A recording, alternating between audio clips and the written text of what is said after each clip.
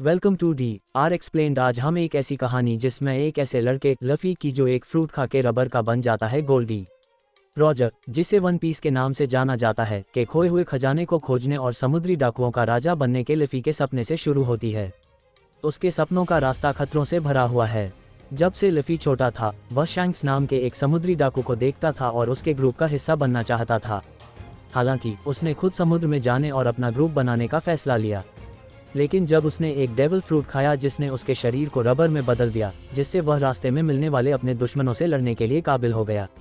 लेकिन पहले उसे कुछ दोस्त बनाने होंगे। लफ़ी का पहला दोस्त कोबी है, जिसे वह क्रूर समुद्री डाकू अलविदा की कैद से भागने के लिए मदद करता है। साथ में वे शेल्स टाउन में पहुंचते हैं, जहां कोबी एक मरीन बनने की इच्छा बताता है। यहाँ लफ़ी की मुलाकात ज़ोरो और नामी से होती है, जो अनजाने में ही सही उसके ग्रुप का हिस्सा बन जाते हैं। जबकि कोबी पीछे रह गया है, लफ़ी अपनी ग्रुप को बनाने और ग्रैंड लाइन तक अपना रास्ता बनाने के लिए आगे बढ़ता है, जिसका नक्शा आखिरकार उसके पास है। हालांकि बाकी लोग भी हैं जो वह नक्शा चाहते हैं, और जब उन्हें पता चलता है कि वह लफ़ी के पास है, तो वे उस पर अपने पास मौजूद हर चीज़ से हमला करते हैं। इसके अलावा लफ़ी के पास वाइस एडमिरल गार्ड भी है, जो ईस्ट ब्लू में उसका पीछा कर रहा है। क्या अरलॉन मर चुका है? जब ऐसा लग रहा था कि स्ट्रॉ हेड पायरेट्स के लिए चीज़ें काफ़ी अच्छी चल रही हैं, अरलॉन आता है और सब कुछ बर्बाद कर देता है। बगी को अलग थलग हालत में छोड़ने के बाद वह अरलॉन को मिला। जब समुद्री डाकू को पता चलता है कि लफ़ी और उसके दोस्तों के पास नक्शा है, तो वह उनका पीछा करते हुए बरदी तक जाता है, जहां उसका और लफ़ी का झगड़ा होता है। ये जानते हुए कि लफ़ी उसे हरा नहीं सकता है, नामी ने कबूल किया कि वह इतने समय से अरलॉन के लिए काम कर रही थी। वह दावा करती है कि वह कभी भी लफ़ी के ग्रुप का हिस्सा नहीं थी, लेकिन उसने मानने से इनकार कर दिया। बाद में ये पता चला कि अरलॉन ने नामी के गांव पर हमला कर दिया और उसकी मां को मार डाला। अपने लोगों को बचाने के लिए उसने अरलॉन के लिए काम करने का फैसला किया। अरलॉन और नामी के बीच में एक डील हुई थी कि कुछ पैसे से वो अपना गांव खरीद लेगी ताकि वह उन्हें अब और परेशान न करे। हालांकि अरलोमग ने कभी भी उसके जाने का इरादा नहीं किया था, इसलिए जब उसने खुलासा किया कि उसके पास पैसे हैं, तो उसने अपने लोगों को उसके पीछे भेज दिया। उन्होंने उसका खजाना ले लिया और वह वापस अपनी पहली जगह पर आ गई। अब जब वह जानती है कि अब वो फंस गई है और वह कभी भी इन सब से बाहर नहीं निकल सकते, तो वह अरलोन को हराने और अपने लोगों को बचाने के लिए लफ़ी से मदद मांगती है। स्ट्रॉ हेड पायरेट्स ने अरलॉन और उसके आदमियों पर हमला शुरू कर दिया। जबकि बाकी लोग अरलॉन के आदमियों से लड़ते हैं, लफ़ी और नामी नेता के पीछे जाते हैं। एक लंबी लड़ाई के बाद जिसमें लफ़ी को एहसास हुआ कि वह अरलॉन को हरा नहीं सकता है, लफ़ी एक अलग रास्ता अपनाने का फैसला करता है। वह जानता है कि अरलॉन ने इतने वर्षों तक नामी को अपने पास रखा क्योंकि वह अकेली थी जो उसके लिए नक्शा बना सकती थी। इसलिए अरलॉन को मारने के बजाय लफ़ी ने वह सब कुछ डिस्ट्रॉय करके अपने सपने को ख़त्म करने का फैसला किया जिसके लिए उसने काम किया था। वह छत को गिराने के लिए खंभों को डिस्ट्रॉय करना शुरू कर देता है और पूरी जगह और उसके भीतर की हर चीज़ को डिस्ट्रॉय कर देता है। अरलॉन को उसके प्लान के बारे में एहसास होता है, लेकिन वह लफ़ी को रोकने में असमर्थ है और लफ़ी के प्लान को आगे बढ़ाने के लिए एक या दो मुक्के भी मारता है। अंत में पूरी बिल्डिंग गिर जाती है और लफ़ी सफल हो जाता है।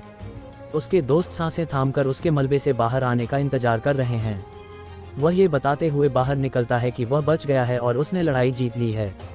हालांकि अरलॉन कहीं दिखाई नहीं देता है। क्या इसका मतलब यह है कि वह मर चुका है? क्योंकि हम कोई डेड बॉडी नहीं देखते हैं, और ये देखते हुए कि अरलॉन लफ़ी से कहीं अधिक पावरफुल है, अरलॉन इससे बच के निकल गया है। बाद में गार्प और अन्य नौसैनिक घटनास्थल पर पहुंचते हैं और वह अरलॉन के लोगों को गिरफ्तार करने के बारे में बात करते हैं, लेकिन स्वयं अरलॉन का कोई उल्लेख नहीं है। इसका मतलब यह है कि वह शायद ये जानते हुए भाग गया होगा कि अगर नौसैनिकों ने उसे ढूंढ लिया तो उसे गिरफ्तार कर लिया जाएगा। लफ़ी और स्ट्रॉ हेड पायरेट्स का क्या होता है? अरलॉन के चले जाने के बाद नामी को उसकी आज़ादी वापस मिल जाती है और उसका गांव में खुशियां आ जाती है। लेकिन तभी गार्प और नौसैनिक आ जाते हैं। वाइस एडमिरल अपने पोते को जाने देने के मूड में नहीं है और वे लड़ते हैं, जिसमें गार्प लफ़ी की तुलना में कहीं ज़्यादा पावरफुल साबित होता है।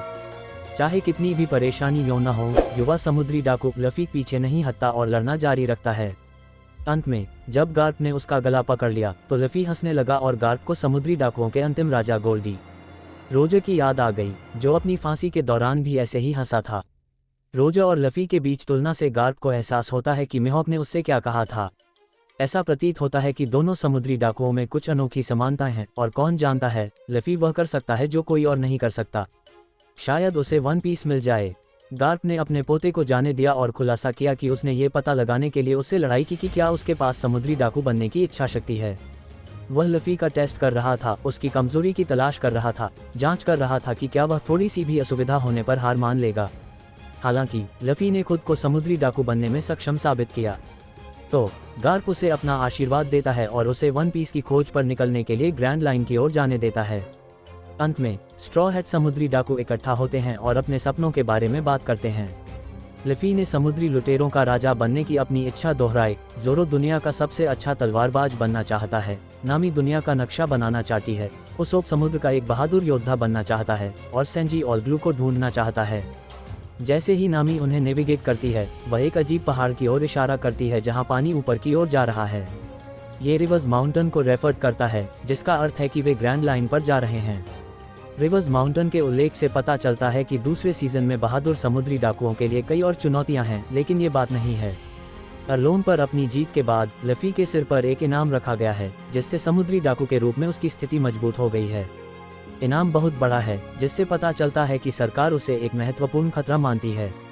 इनाम का मतलब है कि हर समुद्री डाकू शिकारी और बहुत सारा पैसा कमाने में दिलचस्पी रखने वाला कोई भी व्यक्ति अब लफ़ी के पीछे होगा। यह उन शत्रुओं में सबसे ऊपर है जो उन्होंने पहले ही बना लिए हैं। एक सीन में हम बगी और अलविदा को एक बार में लफ़ी पर अपना हाथ पाने के लिए सहयोग करने के बारे में बात करते हुए पाते हैं, क्योंकि दोनों के पास उससे लेने के लिए एक हड्डी है।